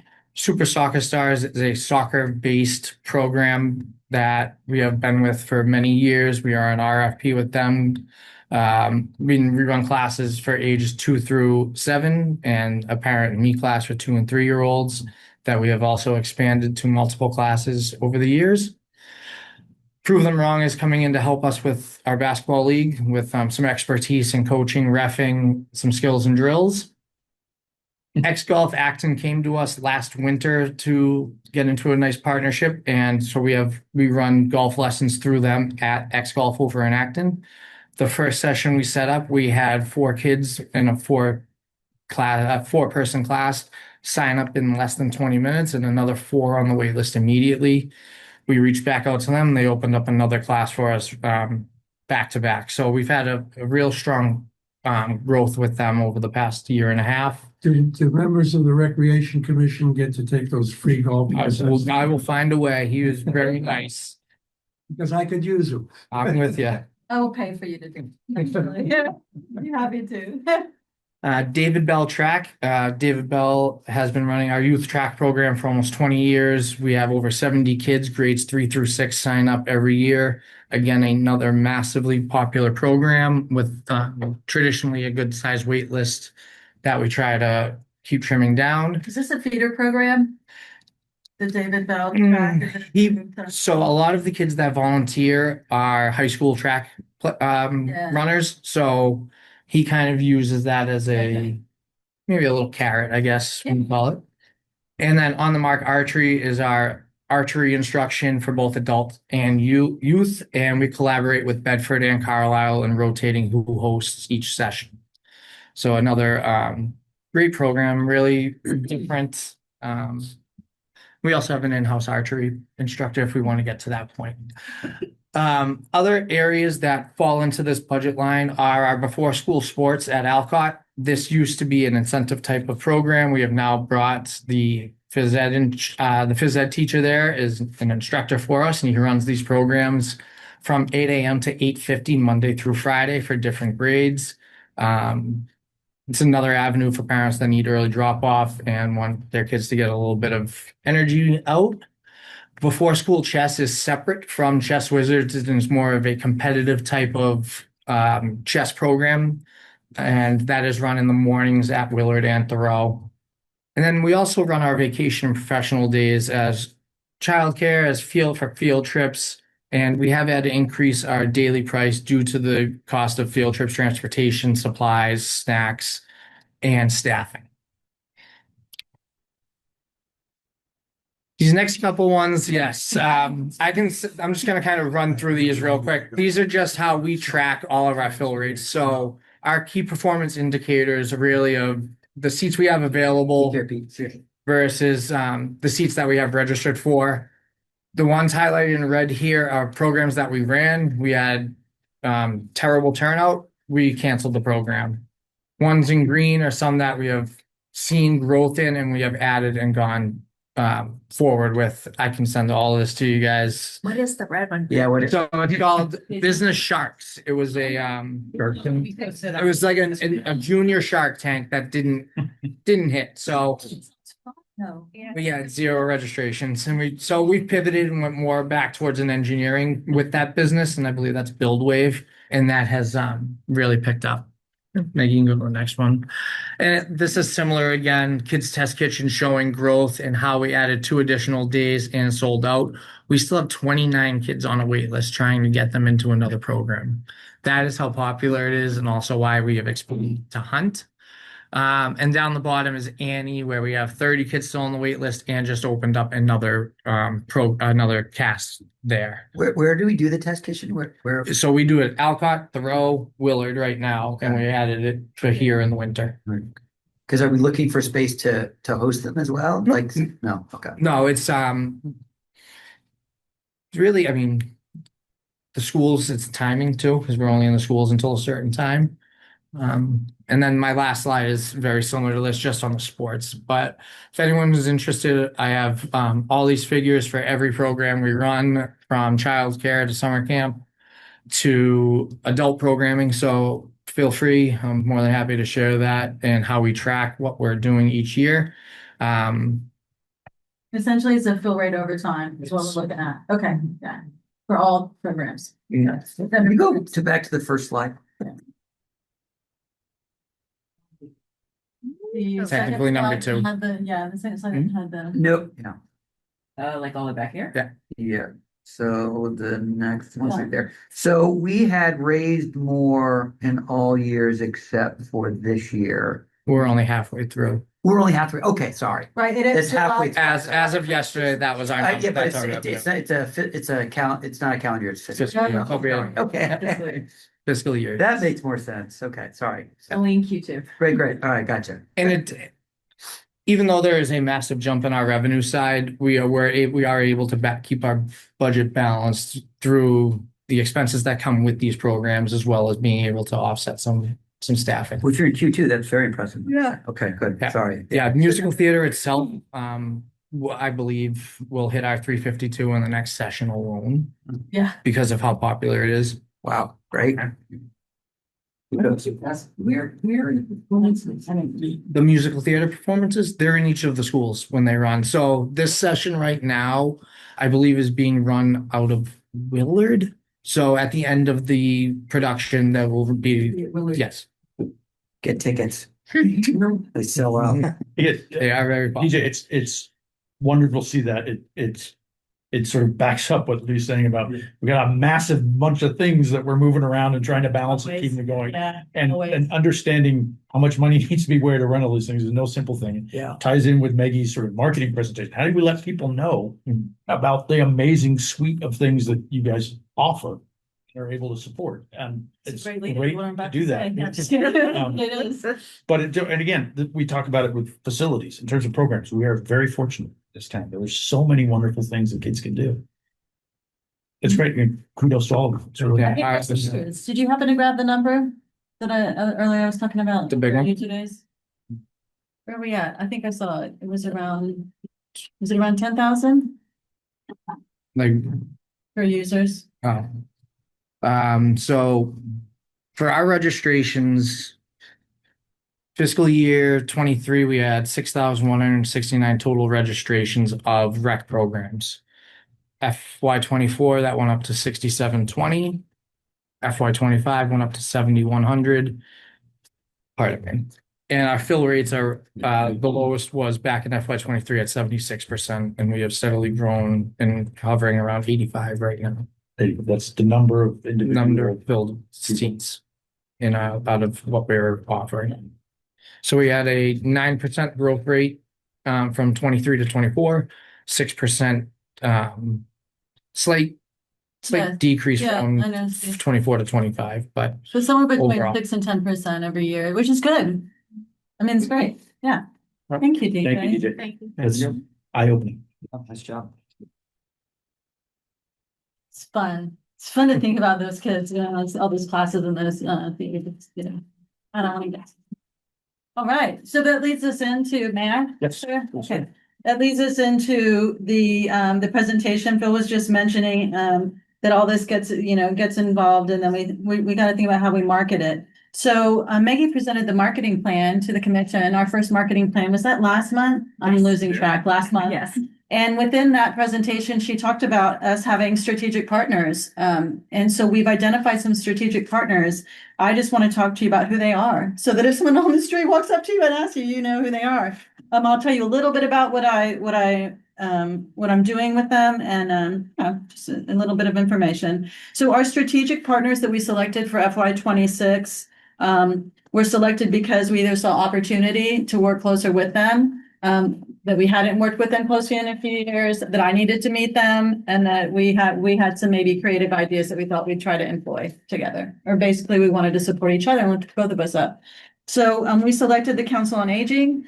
Obviously we are, as a recreation family, you can hear it from any individual that works here. They really care about the older population here in Concord, and really see a lot of opportunity for us to do more for them. As I started here, I was hearing about meals we used to serve and things that quote unquote we did in the past, right? So we were looking for what's the opportunity in the future. So I met with them. They're one of our strategic partners. Concord Free Public Library is an obvious connection, I think, for most people to understand. The Concord Carlisle Adult and Community Education are another strategic partner. We have 6. So they're the third. Emerson Hospital was selected as strategic partner. Obviously, we manage BD Human Fitness Center. We see a lot of opportunity for wellness, and the connection to Emerson was important for us. And so we wanted to look into that and see what we were doing and see if we have more opportunity. Minuteman Media, again, is really essential. We wanted to meet with them to see if we could get more video support, see if we could get more recording support, see if obviously they're supporting the Recreation Commission when we have big open public meetings, but can we get on cable? Can we market there? That kind of thing. And then the local public elementary schools. Obviously, we're in the schools for after school and before school, and we think that, hey, this is a great way for us to share information with them. It's the PGA, I always want to say PTAs. PTG, I get dyslexic. Okay, PTGs. We want to make sure that we're sending our marketing information for them so that they can share it with their parents and their families. So those were the 6 we picked. Council on Aging, Concord Free Public Library, Concord Carlisle Adult and Community Ed, Emerson Hospital, Minuteman Media, and local public elementary schools. And so keep in mind that we were ambitious when we created the marketing plan, and we knew it would take us time to get there, and it has in fact taken us time to get there. We've been a little delayed by larger projects that we didn't expect to take so long, things of that nature. So I feel like we still have some more work to do. Done yet. He and I aren't done yet, but here we go. I want to tell you a little bit about where we are right now. So in general, we met with each group, she and I, we invited them to join us in 2 larger programs that we knew that we were going to do this fiscal year. And one of them is the January open house that, by the way, this is a perfect time for me to say you're all invited to. We are on January 9th doing an open house. It's, I believe, our first open house where we're going to have information tables for everything recreations, adult, child.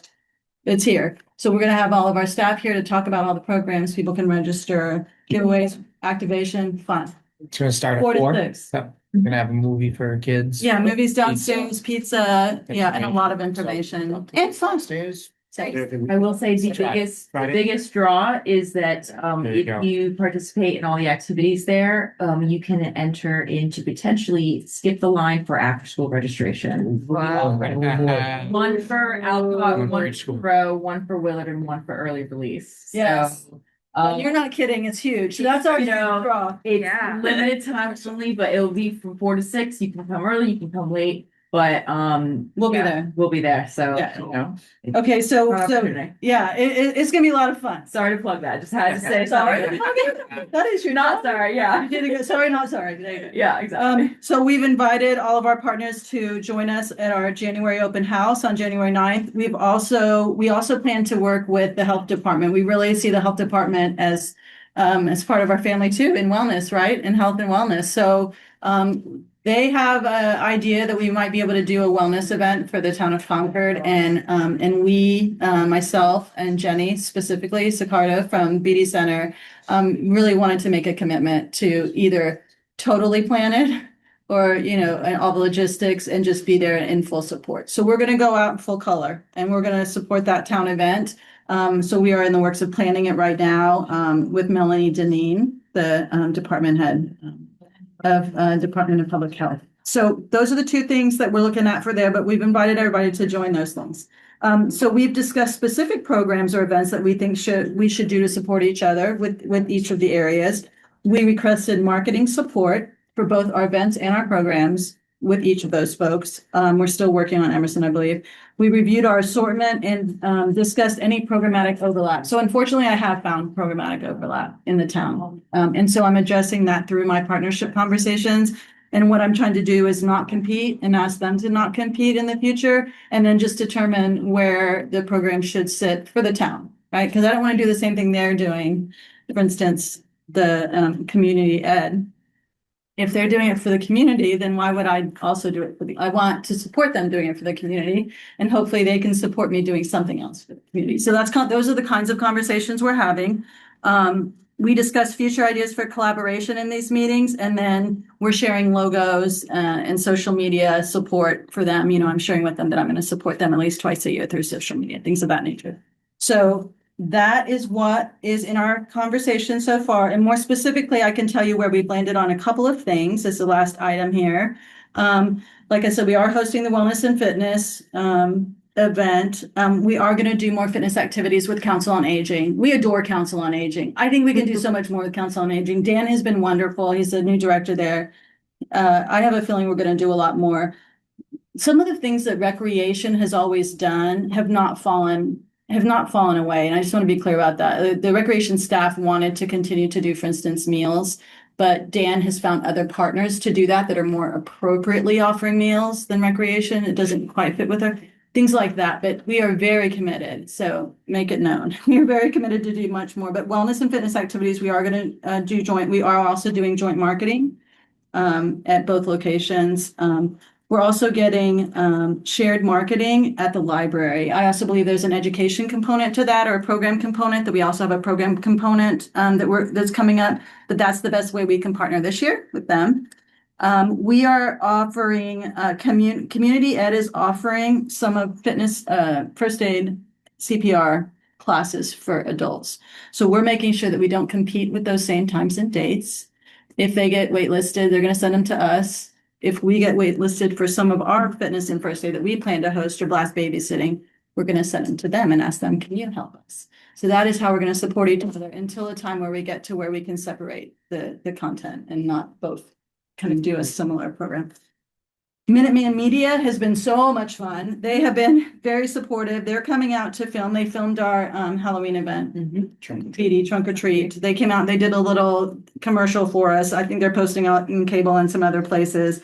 They are also coming to support the commission in specific meetings. But better yet, for me anyway, they did approve our flyers to go on cable all the time. So I know she's sending them all the time for all of our free events, some paid events if we want.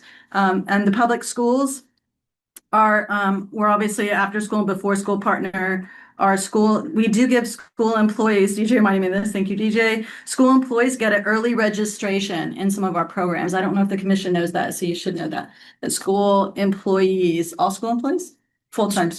Yeah, full-time school employees Full-time for employees. childcare, school year childcare. Okay, and they love that, correct? I mean, it's a big thing. Yeah, it's a big thing. So we want to continue to do that. And then the PTGs are receiving our programs, events, flyers, and they're helping us spread the word. So those are our strategic partners. Have you thought about Newbury Court if you're looking at older populations? Newbury Court, I have not.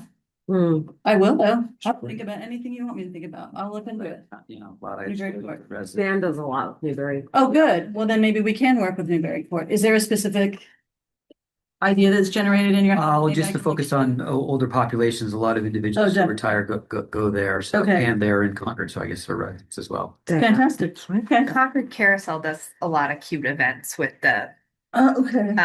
in Harvey Wheeler with the Mhm. yeah. Yes. It's Oh, sure. With the, yeah, it's that my kids always love that. Well, yeah, we're talking about the reading. I mean, how sweet is that for an older person to come and be able to read for the kids and then build that relationship together? So yeah, I think they are doing some of that. So we're excited about it. Thank you. This is eye-opening. Again, I appreciate the enthusiasm that you and your team bring to making all this stuff happen. It's really, it's great to see. I think for some of them, it is their life commitment. It's wonderful. And it is pretty beautiful. Yeah, I it's agree. wonderful.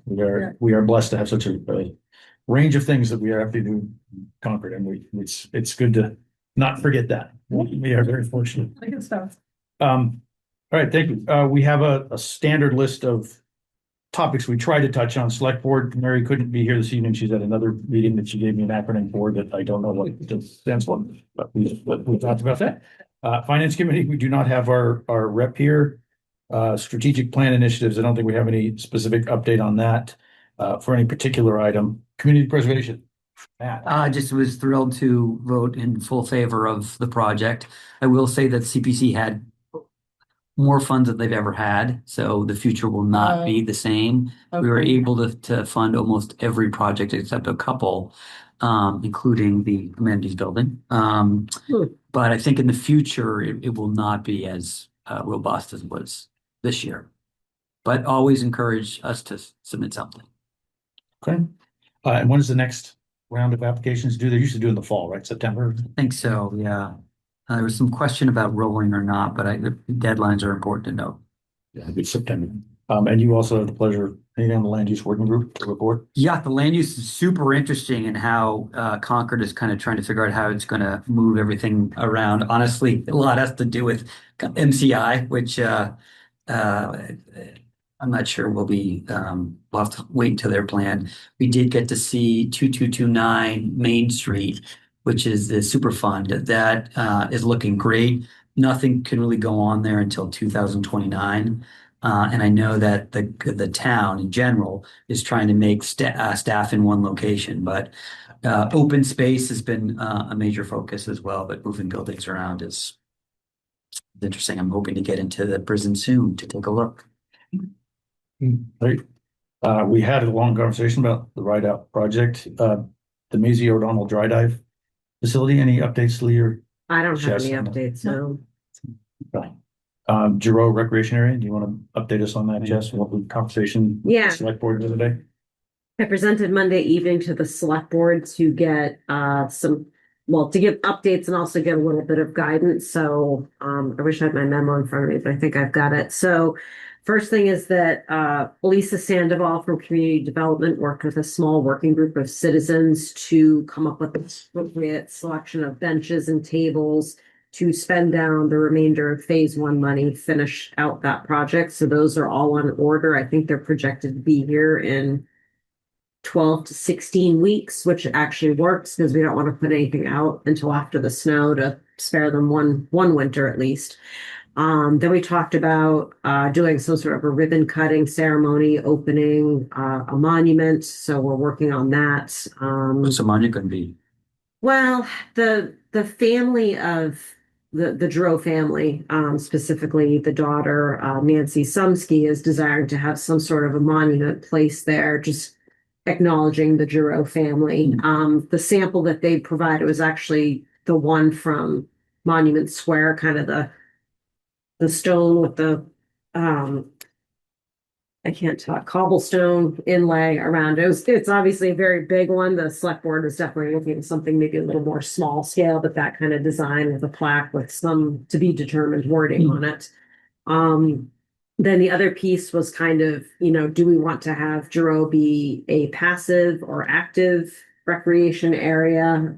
Seemed to be some mixed feedback on that. Selectman Bohm was very much like, should be active. We should have a lot of rec programming out there. So I know that Lee and her team have thought through some ideas for things we could potentially do for programming out at Giroux, particularly under the pavilion.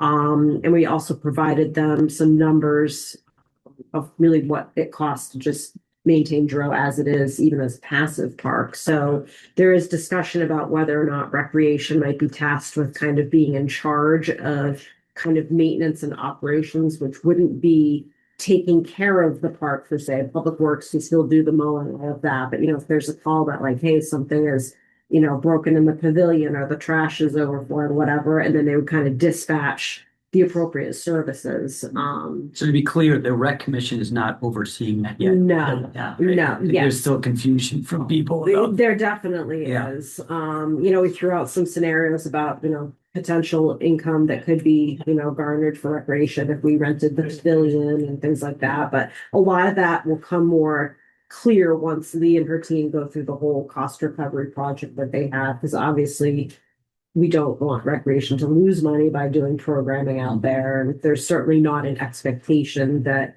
recreation programming will cover the $55,000 roughly that it costs per year just to do your basic mowing and parking lot maintenance and bathrooms and all that. Like a good example is we're getting a portalet out there for the winter. Actually, is that there yet? Or I know Catch you're up working- last week, everyone. Okay, excellent. So that was something that DJ took care of ordering, but that money did not come from rec revolving. That came from another general fund line item, but kind of having the contract for the portalets, rec has those because they get them all the time for things. So that type of involvement was discussed and batted around.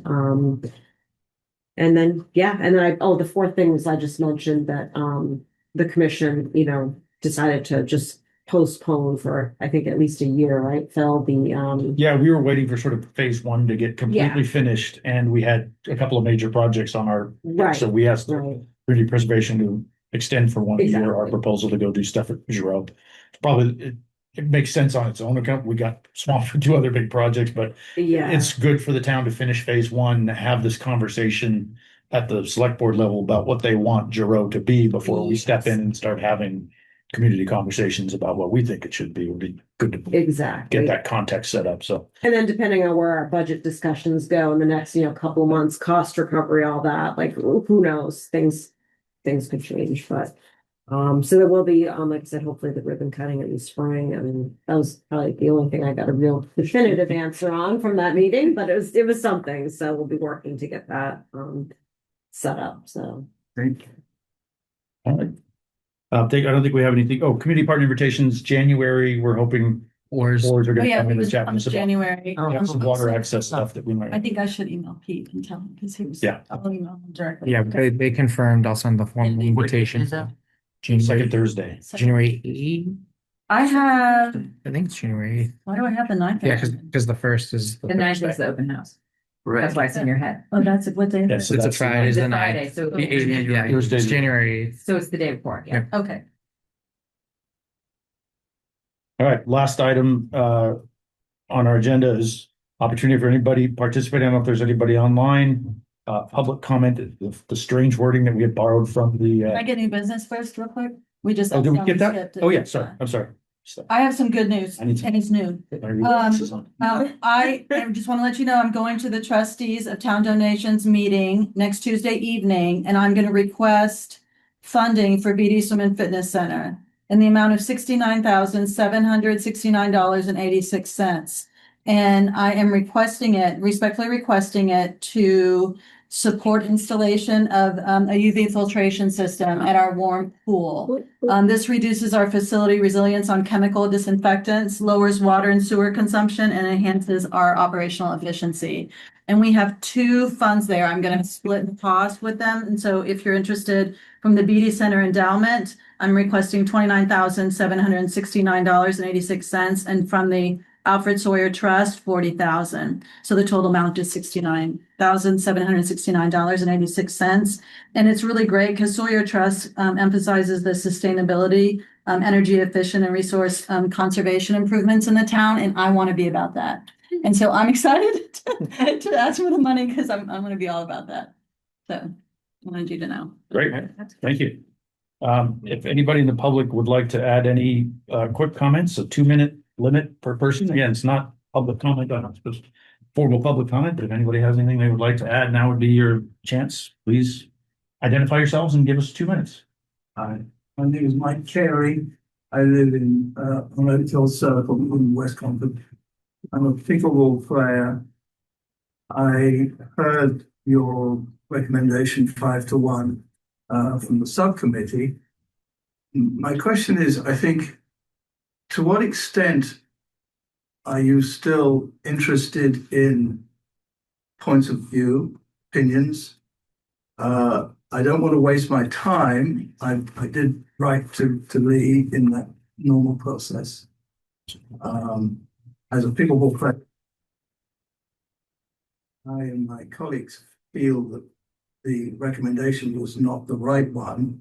The recommendation that we would favor, as you would guess, is the 6 pickleball plus 1 tennis.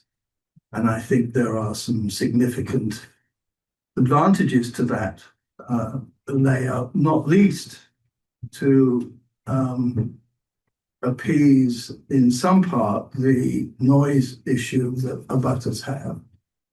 That tennis court and 6 pickleball courts, the pickleball courts would be 40 feet further away from the abutters on Maple, I think it is, than currently, and there would still only be 6 courts. So they are significantly improved in terms of noise. Tennis still has 1 court there, plus all the courts at downtown Concord. I think the 6+1 option is a compromise that actually helps all 3 sort of constituents. And I'm kind of surprised that you guys have settled on the leave as is recommendation. Well, I guess the question that we need to consider is, do we want to accept more comment? We've got a thick file, and Yes. my take on it would be if people have already provided comment, there's no need to say the same things again. If there is new information, if there's new information that people think is relevant that has not been provided before, I think we can certainly consider that. And I would say that since we know our next meeting is Jan, we should set a time and say if someone wants to give us additional comment that has not been provided already, let's say 2 weeks. I know it might be like Christmas. We're going to think about how this. We're going to have time to. 2 weeks from today. Is that? Oh my God, it's in 2 weeks from today. So Yeah. But isn't this, I mean, this is a comment itself, right? This is recorded. This is part of. Yes. Yes. And that's why I Yeah, came, but yeah. I don't want to waste my time, but at the same time, it sounds as though you've had a funding hiccup that hasn't quite been resolved yet. And if there is more time available, then, can we use it? I would say it's, we got a lot of comment already. Mhm. As a commission, if someone had new information that they wanted to bring to our attention, let's say by the end of next week, that way it gives people time to think about it over, we're not asking the staff to be collating things over Christmas, and we'll get back in time to, have a conversation about it at our January meeting. I don't know whether that noise element is new. I'm not sure whether anyone has thought of that before, but it came to me a few days ago. And clearly the abutters have some strong feelings. Mhm. I mean, I think we should say, because as a commission, if we're willing to accept additional comments, it's now on our plate as opposed to the subcommittee. And we should Yes. open that up and say, let's, have it for a week so we can get more information. Should anybody want to provide new information that hasn't already been provided? How do we communicate that to the general public? Good question. We can, I would love Jess's opinion on the process in terms of that and fairness and how to, it's really. Yeah, I mean, I think that Bill is spot on, that we've gotten so much feedback and comments. If there's something new that perhaps nobody's thought of, spoken of, that they think is important, great, but I'm just not sure what else will be gathered. But, it could also just be if people feel that they want to send something along, they can, and we can pass it on accordingly. But I mean, again, I don't want to not accept more comments, because I do know that this is a big issue for a lot of people, both pickleball players, tennis players, neighborhood, but I'm not sure what else there might be that hasn't already been shared. I understand that too. But again, there's nothing that says you can't send an email but to we Lee would or request that we commission. send, let's, the correct address we want to send it is to Lee, to L Jackson, and send it there by next Friday. We'll correlate it and make sure everybody gets a chance to see it before we meet again in January. Thank you. Any other comments? Hi, I'm Chris Scarzi. I live on Maple Street, 33 Maple Street. By way of background, I design sports facilities for a living around the country. Activitas are a good firm, good friends of mine, actually.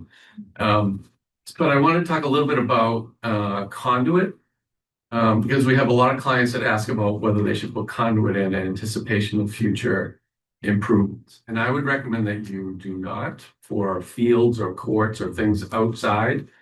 Generally, we would only recommend that in the case where something couldn't be removed in order to install it. So if you were going under a floor of a building or something like that. If it's a field or an outdoor court, you can easily trench around the perimeter. Most of the elements will be on the perimeter anyway. Light fixtures certainly would be on the outside. Anything could run up. If you try to predict where you will need something, you'll be wrong. So to put in conduit ahead of time, thinking about whether it's security or anything, you're not going to know what the design of the system is going to be, where the light poles are going to be, where the stub ups would need to be.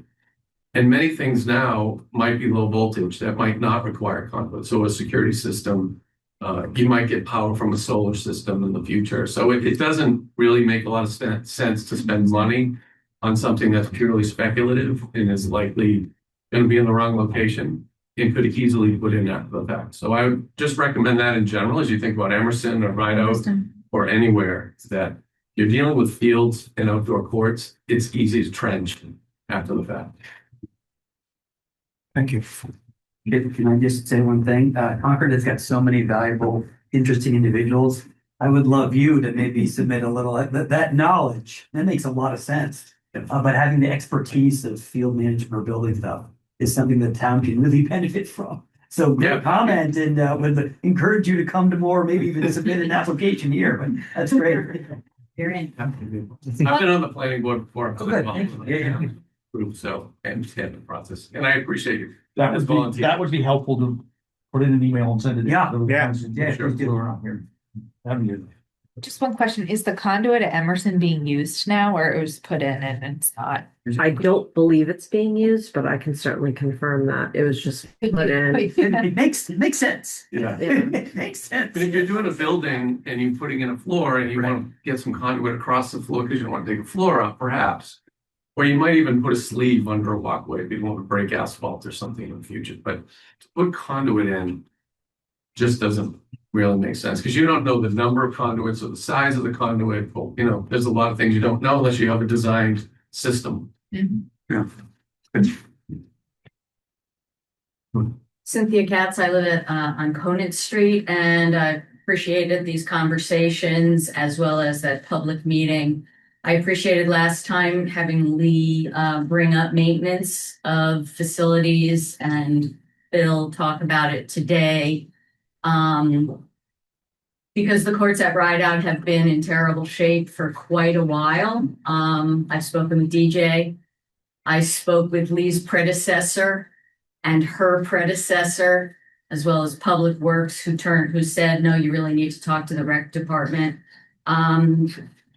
So I'm really glad that Rideout is gonna get the attention that it needs. I really appreciate your comment because we could just save $27,000 or whatever that amount was. So that brings us more in the ballpark.